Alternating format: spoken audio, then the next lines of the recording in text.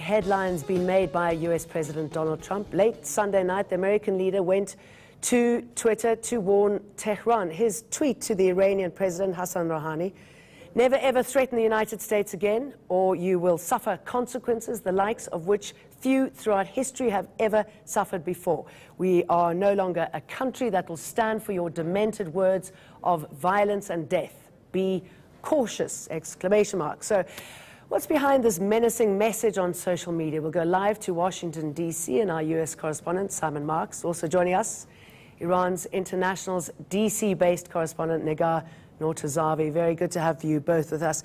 Simon, what happened? Why did he send out that tweet?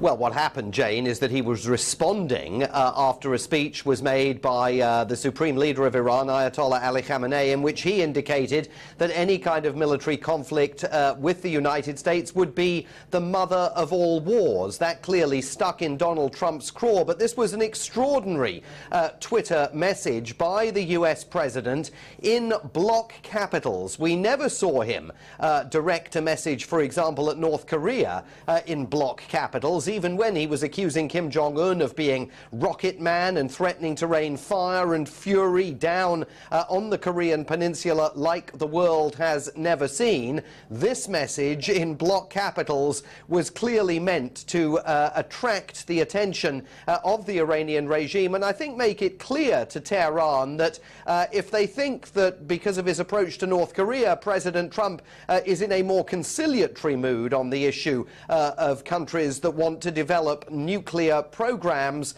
well, when it comes to Iran, conciliation is not part of the Trump administration's makeup. And you wonder, Simon, how far he could really go. It's easy to threaten, isn't it? But what really is the likely outcome here?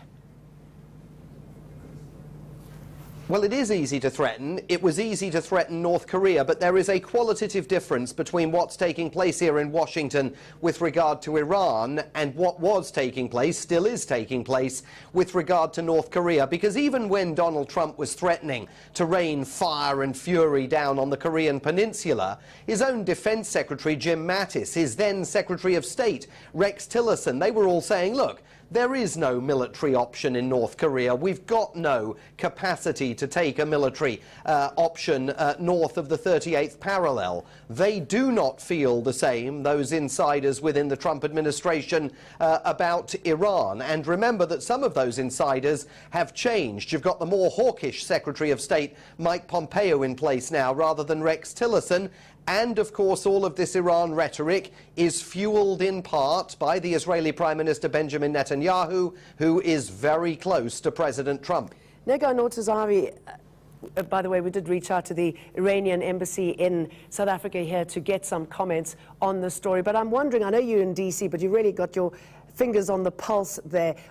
What do you think happened? I mean, where did Hassan Rouhani's bite, his comments come from on Sunday, and what prompted that? Well, I would say this or words or the threats have been going on for weeks, if not months right now. I would trace it all the way back to May when President Trump unilaterally pulled out of the Iran deal. And basically after that, the U.S. government made a call to other countries to stop buying Iranian oil. And then Iranians came out, President Rouhani specifically himself, and said, if we don't sell oil, nobody sells oil, which it was signaling or understood as Iran threatening to close the Strait of Hormuz. And then the U.S. government came back and said, if you we're going to keep the Strait of Hormuz open. And it seems like President Rouhani's Sunday speech was basically the first occasion when he responded to that, to threats that Iranians were calling coming from the U.S. and basically saying, do not threaten us, do not, exactly as he said, do not play with the lion's tail, and also indicating that a war with Iran will be the mother of all wars, and then suggesting that peace with Iran will be the mother of all peace. And then it seems like that was indicated to President Trump, and this tweet came, and again today Iranian officials had very harsh responses to President Trump's tweet, and also Secretary Pompeo's speech last night night. I just wanted to quote the head of Iran's Basij, who called President Trump crazy and said this is a psychological war started by the U.S., but also indicated that it won't be successful. Okay, let's listen to what Mike Pompeo had to say in that speech. The level of corruption and wealth among Iranian leaders shows that Iran is run by something that resembles the mafia more than a government. Simon, it seems that the whole administration is jumping on the anti-Iran bandwagon. I mean, we've seen this ever since Donald Trump took power. How far is this likely to go within the administration? I mean, where are the checks and balances here?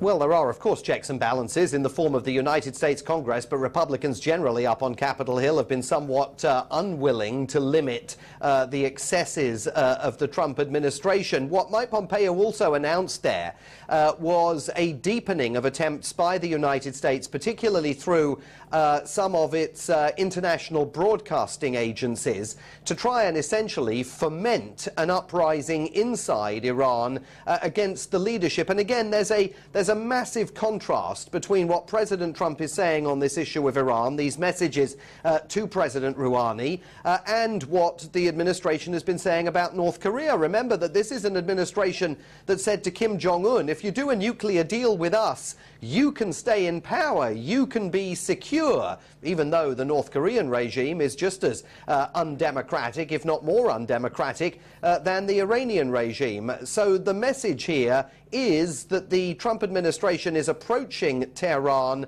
with a very, very different playbook than the one that it's taking towards North Korea. Negar, do you think in Iran that this is seen possibly as an attempt to shift the focus away from Donald Trump's problems at home, and also the fact that there are growing fears in the region, from Israel in particular, at Iran's successes in Iraq and Syria? There is definitely different layers to all of this. We have had Iranian officials numerously mentioning that, or echoing basically what you hear Trump critics here saying, that some of this international rhetoric coming out of the Trump administration is in fact being a distraction from domestic issues. But I think President Trump and specifically his aides right now have been consistent in their hawkish policy and view towards Iran, and this type of rhetoric towards Iran, which is only intensified over time. But then at the same time, it seems like President Trump, from his own words, he recently mentioned that Tehran is going to call him and ask for negotiations and basically ask for a new deal, somehow signaling that he might be able to consider that as something that seemed like he did with North Korea. But the difference between Iran and North Korea is that this type of rhetoric, this type of little rocket man rhetoric that President Trump used on North Korea is definitely not going to play out in Iranian politics. There are many players involved in Iranian politics. There's hard divisions and disputes within the political power and the structure and the system. It's not only one or two decision makers. And the more President Trump intensifies this hawkish rhetoric against Iran, the further Iranians are going to get. The hardliners in Iran will have the upper hand, apologies, who are actually the ones who are happy to see this type of rhetoric coming from the U.S.